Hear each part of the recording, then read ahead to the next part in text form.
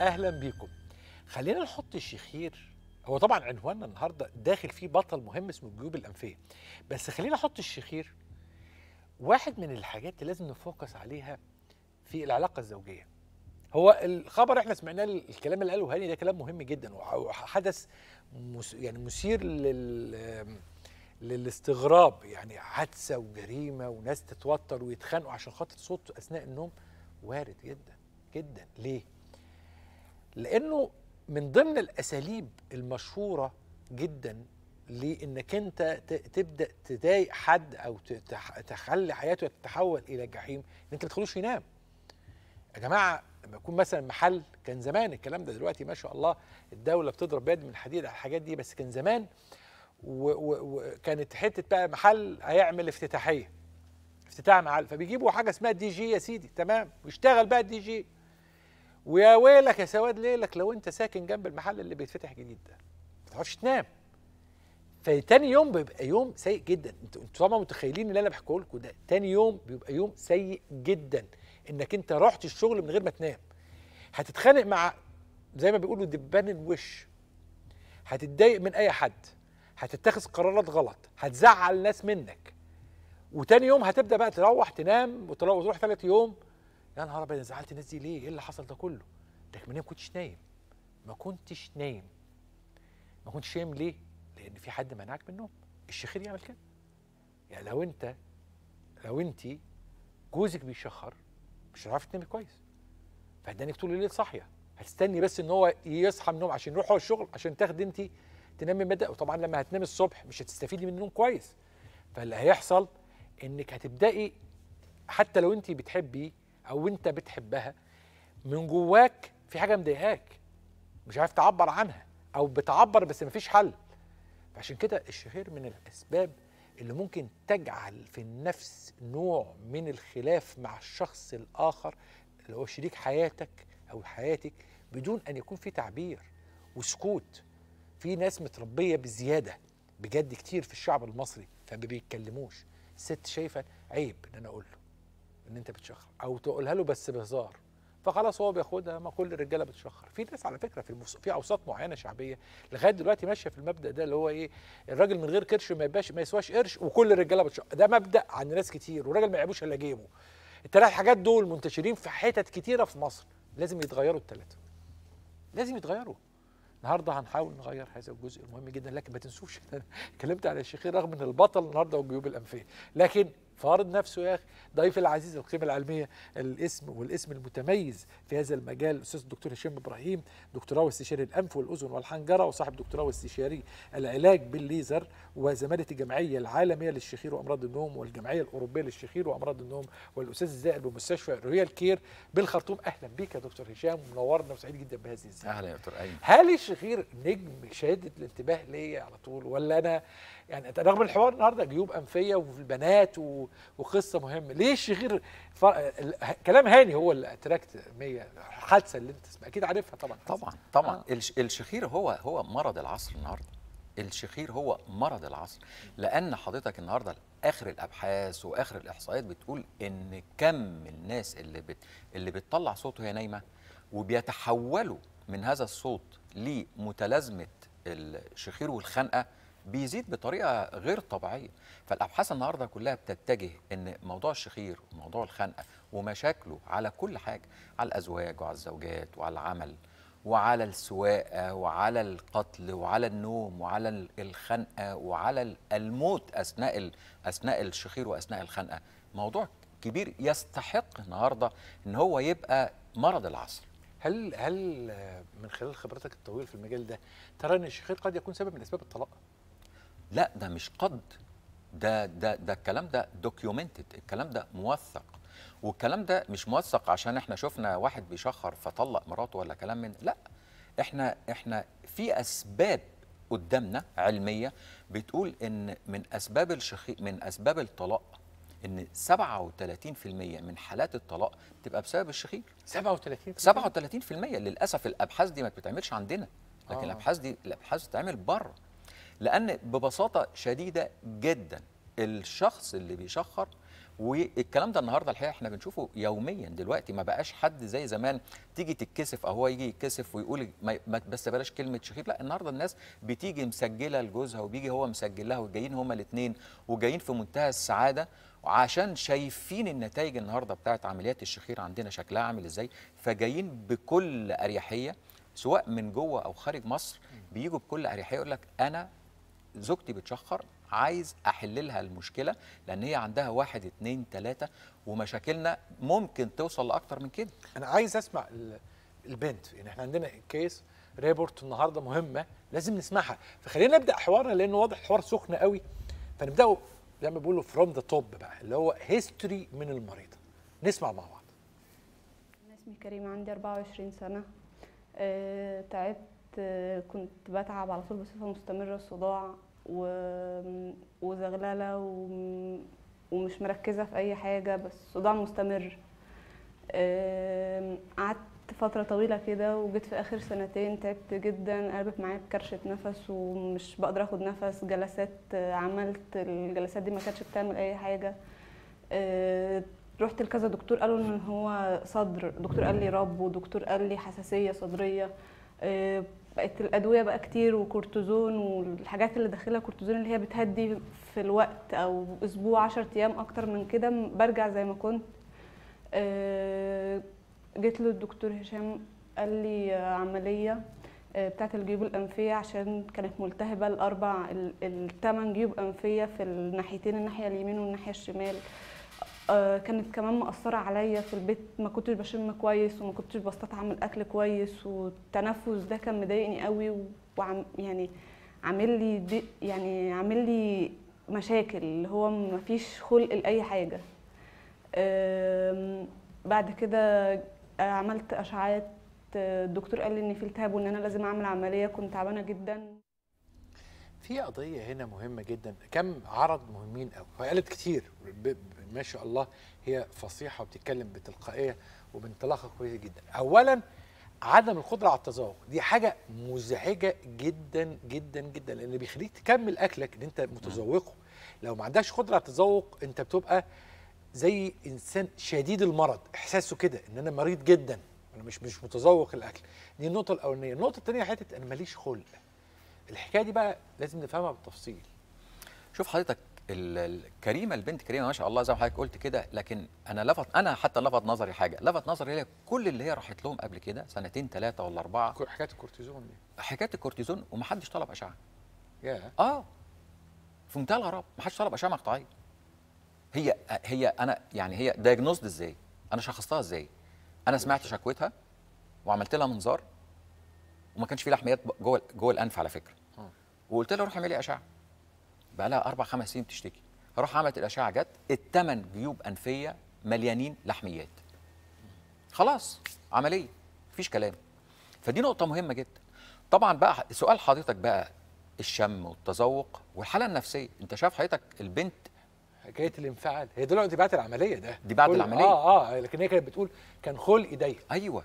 دي مامتها جايه تشتكي لي، بتقول لي انا عايشه معاها 2 3 في خناق مستمر نهار وليل، مش مستحملاني، مش مستحمله حد في البيت. نقص الاكسجين يعمل كده، نقص الاكسجين والحاله النفسيه، البنت ولا بتشم ولا بتتذوق، ومخنوقه وصداع وبلغم. واخد بال حضرتك ازاي؟ مامتها بتشتكي لي مر الشوكه، بتقول لي ما بتعملش حاجه في البيت، طول النهار نايم، نفسيتها زي الزفت. دي حقيقه، يعني ما هي كانت مظلومه، دي حقيقه. البنت كانت مظلومه يا جماعه. يعني برضو احنا في ناس كتير في الحالات المرضيه بتاعتهم بتاثر على الشكل النفسي، ويبان ان هم هي مالها كده، هي مش عارف ايه. وطبعا احنا عندنا برضو حته لما بنت بتشتكي، عندنا التفسيرات النفسيه قبل التفسيرات العضويه، وده مش دقيق. ساعات بيصيب وفي مرات بتخيب، يعني في اوقات بيصيب وفعلا بتبقى حاله نفسيه، وفي اوقات كتير بتبقى حاجه عضويه اساسا بيقول. ايه الحديث، ايه الجديد اللي بيتعمل بقى؟ الجديد طبعا زي ما انا قلت لحضرتك ان التشخيص بتاع الجيوب الانفيه ده مهم جدا. زي ما احنا قلنا بنشخص بالتاريخ المرضي، بنشخص بالمنظار، ثم بالاشعه المقطعيه. النهارده كريمه لما جت وشخصناها بعد ما عملت العمليه، تخيل حضرتك بعد العمليه، بعد ما فاتت ب15 10 دقائق، قالت كلمه انا ما كنتش مستوعبها. قالت انا النفس، الهواء دخل صدري، انا استريحت. انا مش ناسي الجمله دي. هي على فكره يعني فرق كبير بين كميه الهواء بقى واحساس الرطوبه والهواء الطبيعي، وبين ان هو بيدخل في من خلال نوز ده كونجستد وملتهبه. طب لو برضه سؤال عكسي، في حالات بتترك ولا تتدخل ولا تشخص اساسا، خطوره ايه؟ لا ده خطوره، دي الخطوره. الحالات اللي لا تشخص، اللحميات، هي اللحميات مشكلتها ايه؟ اللحميات مشكلتها ان هي بتنمو في داخل الجيب الانفي. كلمه تنمو يعني في الاول بتبقى صغيره، تبتدي تكبر جوه الجيب الانفي، بتبتدي تضغط على كل حته في الجيب الانفي. واحنا عندنا في اماكن في الجيب الانفي في منتهى الخطوره، اللي هي فين؟ جنب العين، اللي هي اللامينا بيبريسيا، زي ما بنقول جزء عظمي رقيق جدا ما بين الجيب الانفي وما بين مقله العين او تجويف العين. الجزء ده اول حاجه بتحصل فيه ان هو اللحميات بتضغط على هذا الجزء العظمي البسيط جدا، تكسره، تدخل جوه، تخلي العين تخرج بره على طول. دي حاجه.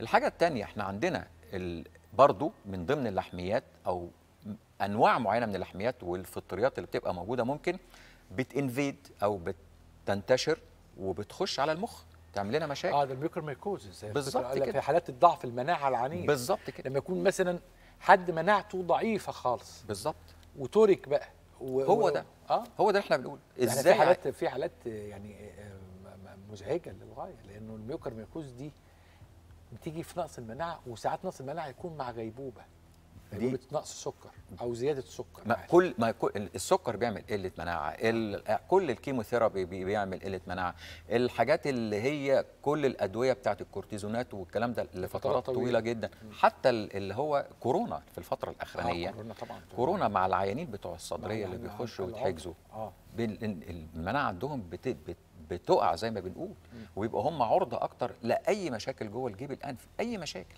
عشان كده يا جماعه دايما اي حد داخل بغيبوبه سكر عالي وعنده اسيتون، ده مناعته ضعيفه، لازم تبص على عينيه. لو لقيت عين محمره، يبقى العين المحمره دي نتيجه ان الفطر في الجيوب الانفيه اللي تحتيها. لو لقيت عين واحده محمره او عين محمره على الناحيتين، لازم تطلب اشعه مقطعيه على الفص الامامي في المخ فورا، وطبعا اشعه مقطعيه بقى على الجمجمه لانك هتلاقي فطر. بالظبط. وده علاجه سهل، يعني علاجه هتشيل الفطر هو ده بقى، بقى من اهم حاجات من اهم يعني جزئيه في الفطر، ان احنا اول ما بيبقى بيتشخص بيتعالج وبيتشال، والدنيا يعني بتبقى كويسه جدا وبتستمر، واللحميات بتتشال بالظبط زي الفل. طب تعالى نسمعها تاني بقى في المحطه الثانيه، ما احنا عندنا محطتين، هما المحطتين على فكره بتحكي فيهم وهي مرتاحه بس بتاريخين مختلفين. التاريخ الاول في الكلام ما قبل العلاج والتشخيص والى اخره. التشخيص والعلاج تختلف الامور تماما طالما انا عولجت وتشخصت صح. تعالوا نسمع هذا الحوار وبعدها نختم هذه الجلسه العلميه الراقيه جدا. تعالوا نسمع.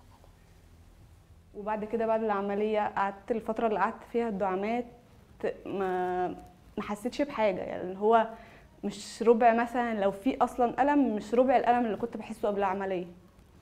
وبعدين رحت شلت الدعامات بعدها، واول حاجه عملتها لما خرجت اللي هو اكتشفت ان انا في اكل كتير ما كنتش بستطعمه، مفيش يعني مش عارفه اشم، اللي هو لما خرجت بره بتنفس، حاسه ان انا بتنفس من مناخيري، مش لاغيه مناخيري وبتنفس من بقي بس، لا في طاقه، يعني في اللي هو مناخيري بتتنفس، يعني شامه وبستطعم وبقيت كويسه.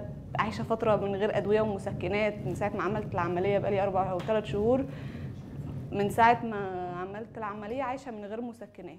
فرق في حياتي ان انا بقيت اعرف اخرج، بقيت اعرف يعني اتحرك، بقيت بتنفس، اللي هو شم ريحه الحاجه، مش حد كان بينادي عليا يعني ادوق حاجه او كده ما كانش بيبقى فيه، او كان بيبقى مشاكل ان مثلا انا عندي الطعم مختلف عنه، او ان انا على ما احس بطعم حاجه ببقى بوصل لحاجه اعلى منه.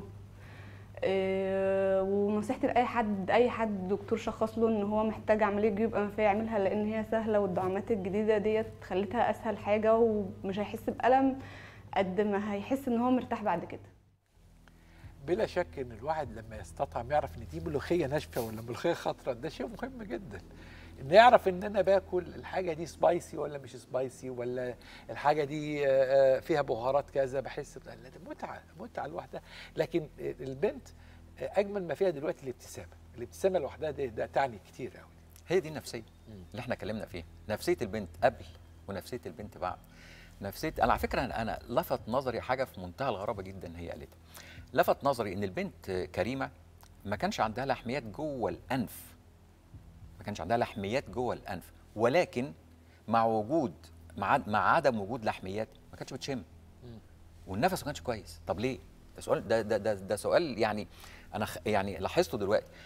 ده معناه ان زي ما احنا قلنا ان وظيفه الجيب الانفي ووظيفه الانف اللي هي بتنظف وبتنظف كل الاير واي او مجرى التنفس ما كانتش مظبوطه.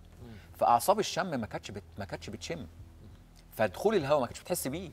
دخول الهواء داخل، بس انت اهم من دخول الهواء ان انت تحس ان في هواء. زي انت حضرتك بتاكل ملح، في ملح بس ما انتش مستطعم بيه، في سكر بس مش مستطعم بيه. فهي رجع لها احساسها بالهواء، احساسها بالشم، احساسها بالتذوق. وهو ده اللي عمليه الجيوب الانفيه لما بتتشخص صح وتتعمل مظبوط بتخلي العيان بالمنظر ده. العيان يعيش حياته 3 دي يعني عنده شايف وحاسس الاكل وكمان متذوقه، لازم. ده كان عايش 2 دي يا عم، شايفه وماسكه اهو ماشي، شبعنا تمام، تذوق اكلت ايه الله اعلم. نورت وشرفت وكالعاده ابدعت. بنورك. ضيفي العزيز القيمة العلمية المتميزة والاسم اللامع الأستاذ دكتور هشام إبراهيم، دكتوراه واستشاري الأنف والأذن والحنجرة، وصاحب دكتوراه واستشاري العلاج بالليزر، وصاحب زمالة الجمعية العالمية للشخير والجمعية الأوروبية للشخير وأمراض النوم، والأستاذ زائر من مستشفى رويال كير بالخرطوم. كان منورنا في واحدة من حلقاتنا الممتعة المتفردة، لأنه عالم الشخير، عالم مشاكل الأنف والأذن والحنجرة، أنا برضو في رأيي أنه مظلوم رغم أهميته الشديدة، رغم أنه واسع الانتشار، لكن ثقافيا إحنا لسه في سنة أولى. يا رب نكبر وننتقل سنة تانية. خليكم دايما معنا.